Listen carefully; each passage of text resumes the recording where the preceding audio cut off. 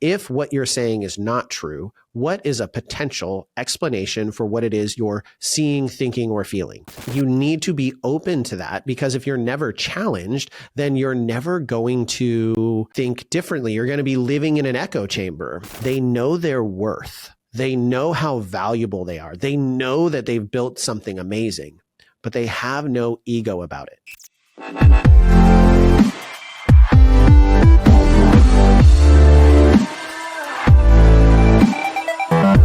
Hello, everyone, and welcome to another episode of the Cheer Biz podcast. I'm your host, Dan Cotton, and today we are going to be talking about how ego is the enemy of growth. Now, the inspiration for this episode came from the fact that with my head coaches in my gym, we have assigned reading. So one of the things that we do is we buy books and we give the coaches those books, and they are assigned to read a chapter a week.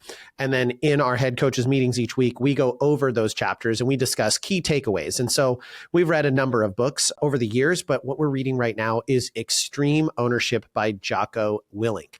Now, this is one of my favorite books. I really enjoy it. Obviously, being a military veteran, I lean a lot that way in terms of I like those stories. This has actually been a really hard book for my staff to read. So I want you to kind of consider that, because he uses his military experience to set the preface for a lot of the principles. Some of my younger staff who are younger females who've never had any sort of military aspirations or hopes and didn't grow up with military in the family and don't really pay attention to those kind of things, they've definitely struggled with those stories. They don't feel like they understand them and struggle to get the correlation. So I think that it maybe isn't the greatest book. It's made it a little bit more challenging for them, but the messages are still so important. And today's chapter, in chapter 4, it talks about ego and having no egos. And so it got me thinking about ego in general and the direct correlation that has to some of the thoughts I've just been having in general about coaching, about working with my athletes, and about working with other coaches and people within the sport of cheer, which is so riddled with ego. So I kind of want to get into how ego is the enemy of growth. The first thing we need to do, the number one thing we need to do, is talk about the difference between ego and pride. Pride is a feeling of success and accomplishment, which can actually lead to humility. Having pride in one's work is a good thing. It is what is going to push you to go that extra mile, to make sure that you're delivering that incredible experience, to make sure that you have pride in your role as a coach, or pride in your role as a mentor, or pride in your routine. So you're paying attention to those little details. So you are really delivering the product you want to deliver on the mat.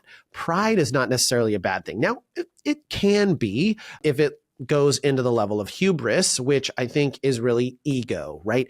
Ego is the self-admiration. Ego is that voice in the back of your head that tells you that that you're a big deal, that you are important, that your methodology is perfection, or whatever it is. But an ego is a hubris. It's not pride. It's not an understanding of what you do well.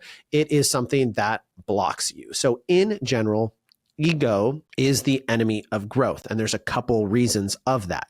So number one is ego will prevent you from being receptive to feedback.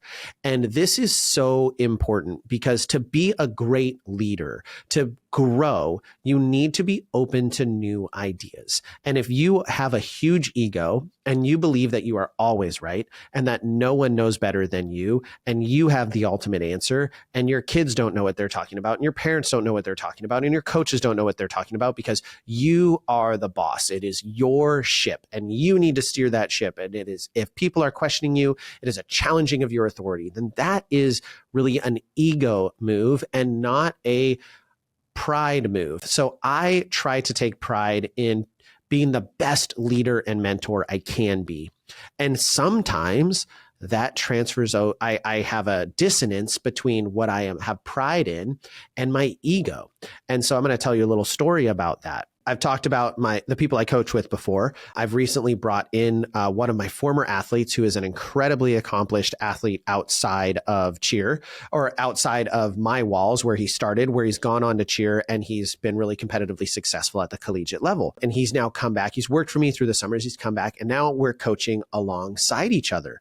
And this has been really unique because he's a great coach, but from a perspective of all-star cheer, he doesn't have the experience that I do. He doesn't have the knowledge that I do, but he's a great energy. He's incredibly knowledgeable about the technique of skills. It's been a process for me because he's new and exciting and kids really like him and he's super energetic. And so now kids that I've had a long-standing relationship with are going to him with the things that they have questions about, as opposed to talking to me.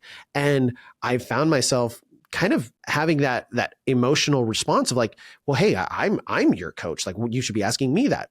But he's also their coach. That's my ego coming out. I'm feeling hurt because I'm feeling like I'm being replaced by someone when that's technically what I asked him to do. Is I asked him to come in and coach alongside me. So eventually he could be someone to take the reins because I can't coach forever. And eventually I will retire. I don't know when. I'm not announcing my retirement to all of my parents that listen to the podcast. So don't think that I'm foreshadowing anything, but it's been something that I have been struggling with. And I've had to go, okay, Dan, that's your ego talking. That's not pride. That's a problem. Ego is preventing you from growing, because if I let my ego take control, I would say, don't talk, like, none of your business, get out of this, or I would, you're not coaching with me anymore. We don't get and I could let my ego take over and prevent something from really great from creating. And that also is because he challenges me sometimes. And not that I've had other coaches that don't. I've had other co-coaches that challenge me, but it's always different when it's a new person. You need to be open to that, because if you're never challenged, then you're never going to think differently. You're going to be living in an echo chamber. And while it's super nice to hear nice things, and I love hearing, positive feedback. In fact, just today, I reached out to Danielle and I was like, hey, we're about to publish my book, but everyone that's read it, no one's actually said that they like it. And she was like, don't worry, I liked it, but I was reading it with a critical eye. And so I gave you all the critiques, which is very valid. I mean, and I knew that, but I was like, I had a second guessing of like, oh man, like no one actually said they like this, but do I need that? No, because that's not really what's necessary. And I even said this to my parents at our coffee and conversation a couple of weeks ago. I said, I'd love for you to just laud me with all of the great things you thought we did at our showcase. But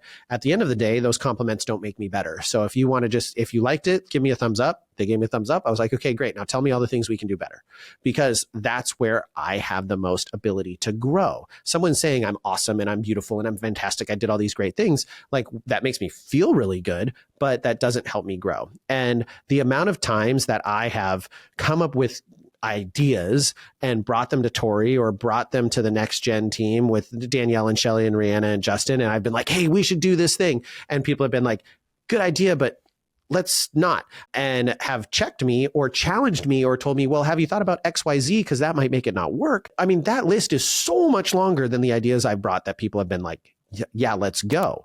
And that's because I have people who challenge me. And if I let my ego take effect, and you can be an egotistical leader, I've worked for some egotistical leaders. I've had some leaders in my military career that absolutely did not want to hear countervailing opinions. And I actually had to learn early on how to get the things I needed by making things be my senior leaders' ideas.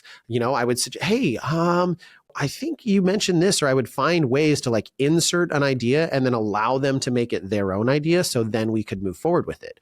And at the end of the day, I was getting what I needed, but it wasn't the most effective way to get things done because it was too much ego involved. It was all about, am I in charge? And that ego was the limiting factor. So you need to be open to counter opinions, and ego is the enemy of those counter opinions. The next thing that ego prevents you from doing is realizing your own shortcomings. So even if you don't have counter opinions, if you have ego about things, you're comfortable. You think you're awesome. Everything's great. I am the best. I am the greatest thing that has ever lived. And while I think there's a good thing to have confidence, in fact, it's very important to be confident in yourself, but If you allow it to elevate to that level of an excessive ego where you have true hubris, you're overly comfortable. It's like, I don't have anything else to learn. I've got this figured out. I know everything about running a business, or I know everything about coaching a cheer team, or I know everything about coaching tumbling. Like, those things are ego statements. I don't need to learn anything else. I've been doing this for so many years. That's ego, and that's getting in the way of your growth. The high likelihood is that you don't know everything. You, in fact, probably have lots to learn. And you're listening to this podcast, so I'm probably preaching to the choir, because you obviously are willing to learn because you're listening to me talk.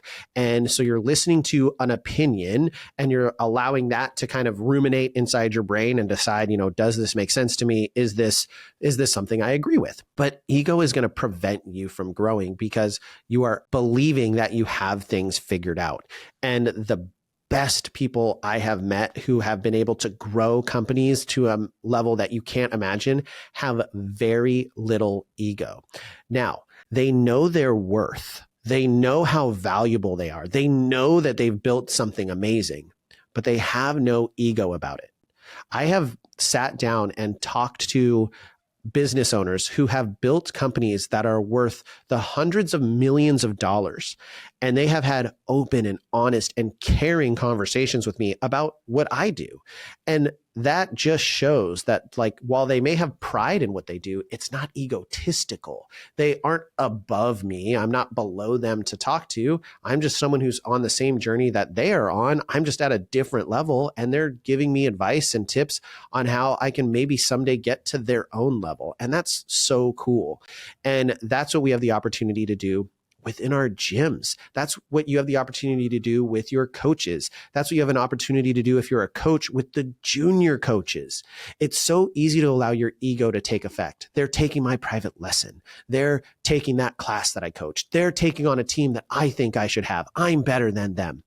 That's ego talking. That's not pride. That's ego.